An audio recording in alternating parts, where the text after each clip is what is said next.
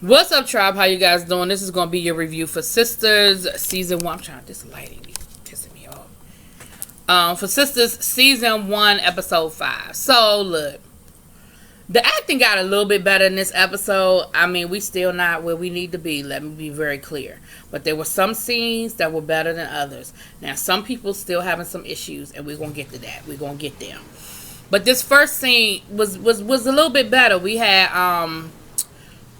Andy, right? Andy, the lawyer, and her married boyfriend. Remember, he showed up at the her apartment and basically was like, "I left my wife. I came to be with you." And she was like, why?" And he was like, "What you mean, why? Like, this what we talked about. Like, I left my wife." And she said, "Well, you need to go on back home because I changed my mind. I don't want you no more." He was like, "Say what?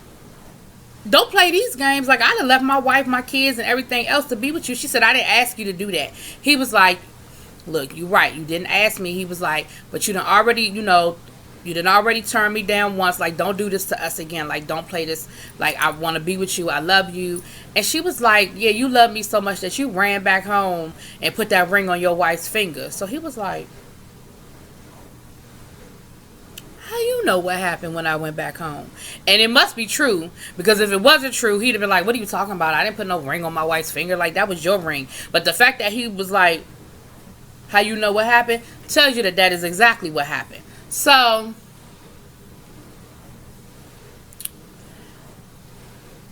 she tells him about the whole thing. She said, "Look, you got to keep this in confidence. I can't breathe. Like, I will lose my license. I will be disbarred to tell you this information. But basically, your wife came to see me." And he was like, "My wife did what?" She said, "Your wife, she came to see me, and he said, "Well, you can't be on that case." She's like, "I know that. But at the end of the day, like, I tried to go to my boss. My boss gave me a hard time. I'm trying to figure it all out. But she was the one that told me that y'all work things out. So I figured that would be the end of it." He was like, "Oh, so that's why you threw me out of here? That's why you got this attitude?" She was like, yeah." So he hit her with the all okey doke and was just like, I want to be with you, and I love you, and I chose you, blah, blah, blah. Now, in the meantime, and in between time, Karen's back down to this restaurant with old boy and his wife. Now, the wife done bought the wallet, but when the wife realized what's going on, you can see the wife begging him, talking about some, "Just come back home with me. Just come home. I love you so much." And Karen was sitting there like, what? Like, are they really arguing in the restaurant? Like, that's what we doing? And the wife ends up coming over to her, trying to talk to her. Karen was like, "Look, I don't have nothing to do with this. It's between the two of y'all." She was like, "Are you on a date? Are you on a date?" Karen was like, "Look, let me get my church finger and let me tip on out of here, and I'm gonna let y'all stand here and argue about this. I don't have nothing to do with this." And the wife was just like, "Do you know what I did?" Karen was like, "I really don't care. I mean, did he tell you what happened?" Karen was like, I don't care. Not my business. Not my problem."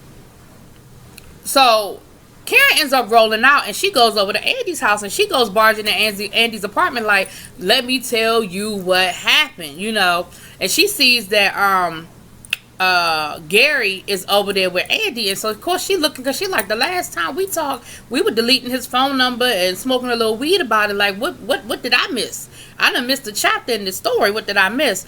And she, Gary was like, "Well, look, I'm gonna go so that y'all can talk or whatever." He was like, "Am I leaving my bags here?"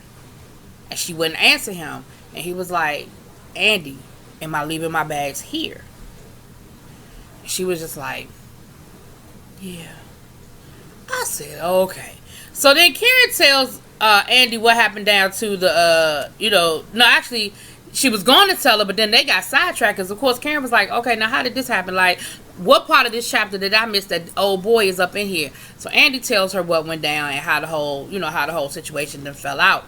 And Karen was like, "Well, look, I'm gonna leave you to go figure this out. Like, we'll talk later." So over to Sabrina's apartment. Remember, she's having dinner with old boy that she, thinks is gay and all of that. And they have a good dinner. They flirt, whatever. They cleaning up the dishes. And then he basically is letting her know that he want to spend the night. She was like, "Okay, well, it ain't going down like that." And he was like, really, you really want me to leave? She was like, "Yeah, I really, like, you're not spending the night. We ain't nothing about to pop off." Now, There's a part of me that feels like at that point he should have just excused himself and left. You know what I mean? But he kept persistent. He kept persistent. He kept persistent. And then he finally just picked her up and sat her on his face and proceeded to, you know, have dessert.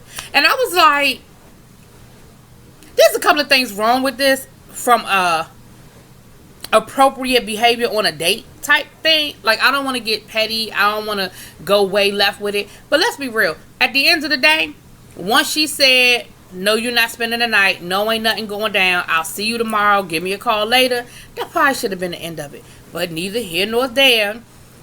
Of course, once he got, you know, got to doing what he was doing, she was enjoying it, and all bets were off. Next thing you know, they in the bedroom. They about to get it in. She pulls his pants down, and this man got on like some red lace. I don't know if they were lace. I don't know what kind of underwear these were. Okay, they were just some weird boxer brief, red, with buttons in the back, like just some weird stuff. So of course she automatically, because she already thinks the man gay, so of course she automatically was turned off and just told him to go back to do what he was doing. So he went back to finish having dessert, and according to her, that was that. Like, they didn't have sex that night. She just let him do that. She said every time, you know, she tried to pull him up, he wouldn't come up. He just kept doing that, and so that was that. Around the middle of the night, he wakes up in the middle of the night and he rolls out, and I was just like, no, why you ain't spend the night? I mean, she didn't put you out. You chose to leave. Why you gotta go home? Who at the house waiting for you? Okay.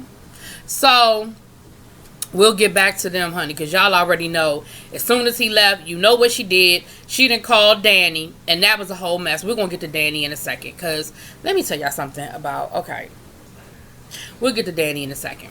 So down to the beauty salon the next day, Karen, now I don't know if Karen owns the shop or she works there. It seemed, at one point I thought maybe she owned it, but now it seems like she works there. So anyway, but she's down to the beauty salon, and who comes rolling up on her? Old boy's wife, again, begging her, talking about something, he's a good man, leave him alone, I made a mistake. And then she was like, I mean, it was just sex. He act like I did something important. And I was like, okay, sex is a big deal. Like, and then come to find out she slept with his friend. Like, dude, so on top of the fact that it is a big deal, now you slept with his friend? Child, you didn't just cheat on your husband. You cheat on your husband with his friend. You know men don't get over stuff like that. Like, what made you think? So she gonna tell Karen, well, give me 6 months.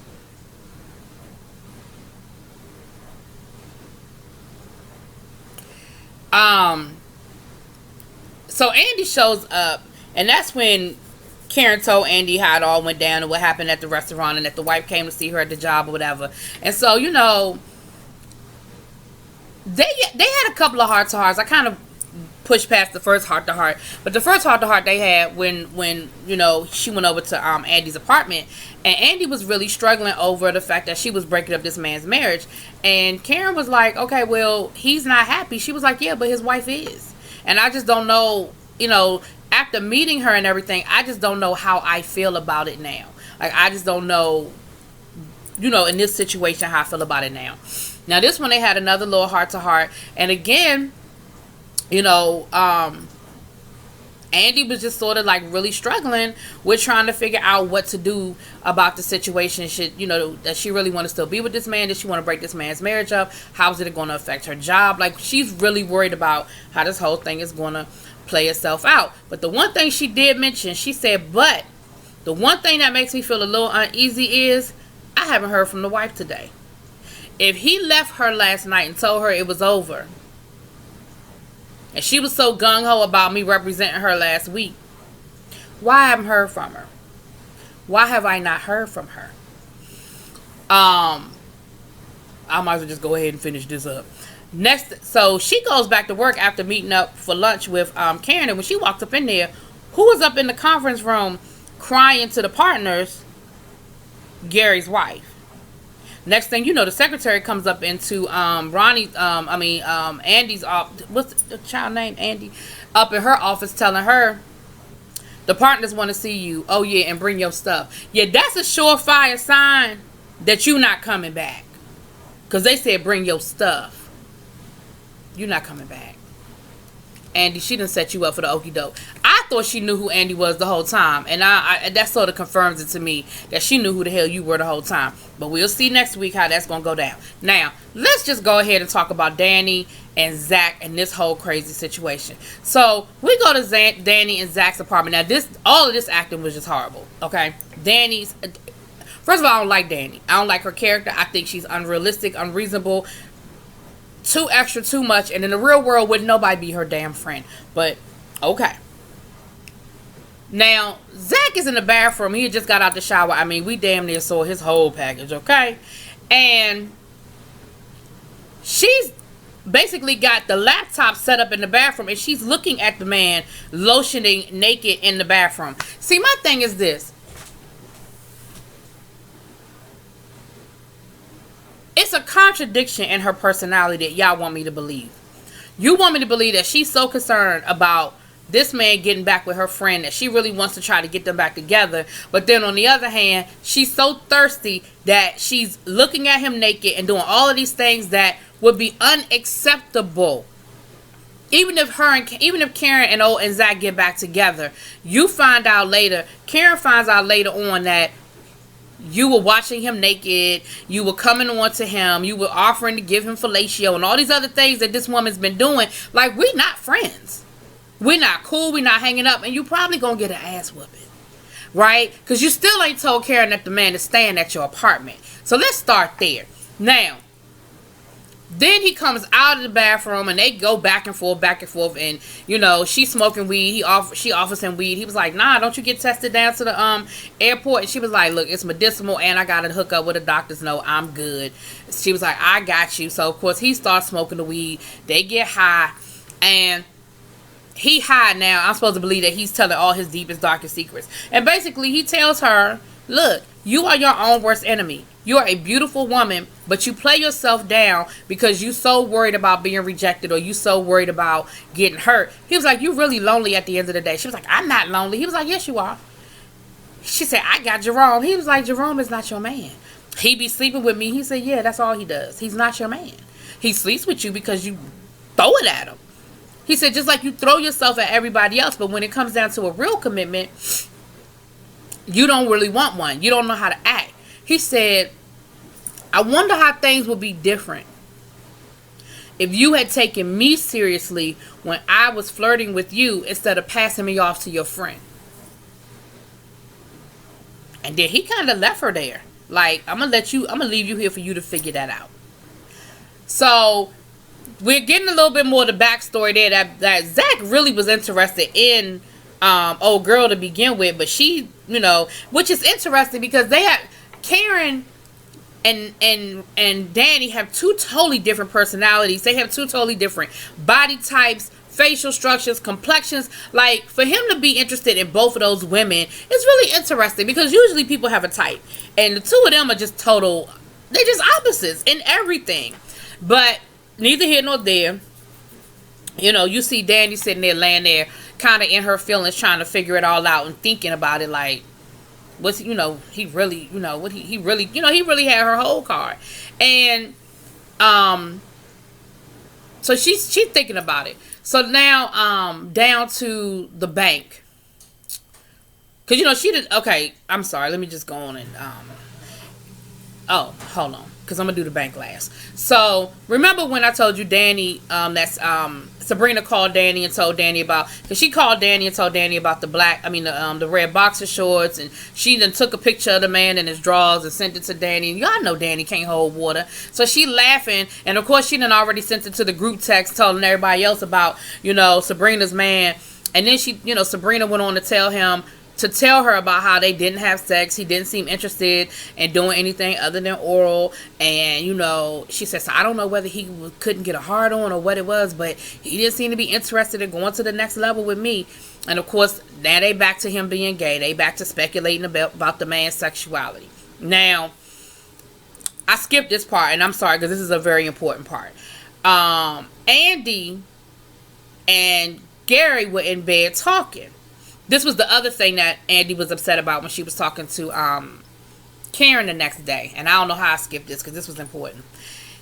They're talking or whatever. And basically Gary tries to tell Andy that it would be in their best interest as a couple if she threw the case and basically helped him out, because he was like, look, I don't have a prenup.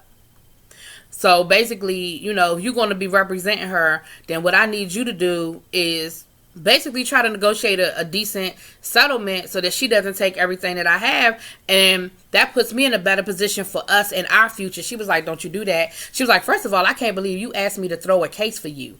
Second of all, I can't believe you are willing to put my career in jeopardy for you, because you was too dumb to get a daggone prenup. And third of all, don't you throw it at me that our future is hinging on me making this decision. So that, you know, she had a problem with that. And again, like I said, she talked to Karen about it. And Karen was like, what you gonna do? And she was like, girl, I know I'm not about to throw this case. And that's when she was saying how she was feeling a little weird because she hadn't heard from the wife. Like, you know, nothing had went down with the wife. All right, down to the bank. And this is where we finish. Down to the bank the next day. Of course, Sabrina went to, you know, her teller friend, and she's talking to him about the date and telling him how it went down or whatever. So then she said, you know, I'm thinking about getting him a gift, getting something for him. He was like, ooh, that must have been good. He got you sprung, got you already wanting to buy gifts and stuff. She was like, yeah, I saw some boxes that I was thinking about getting him. What do you think he would like about these? And she showed him the picture, and he was like, oh, no, these some trap drawers. You don't want to give him these. She was like, what you mean? He said, those buttons on the back, that's for easy access. You don't want to get him these. These are for, you know, basically, he was like, these for gay boys.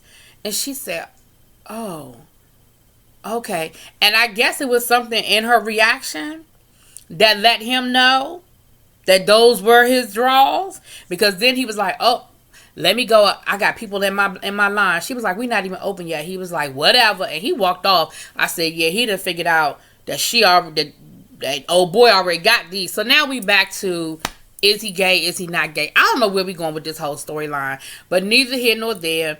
You know, because when they were talking, she was like, why are you single? And he was like, because women just don't take me seriously. Women think that because, you know, I have two fathers, that something is wrong with me or that I'm gay too, da-da-da-da-da. But I'm like, but you walking around, whether you gay or not, you walking around with, you know, lace boxes that open up in the back. That ain't helping your cause.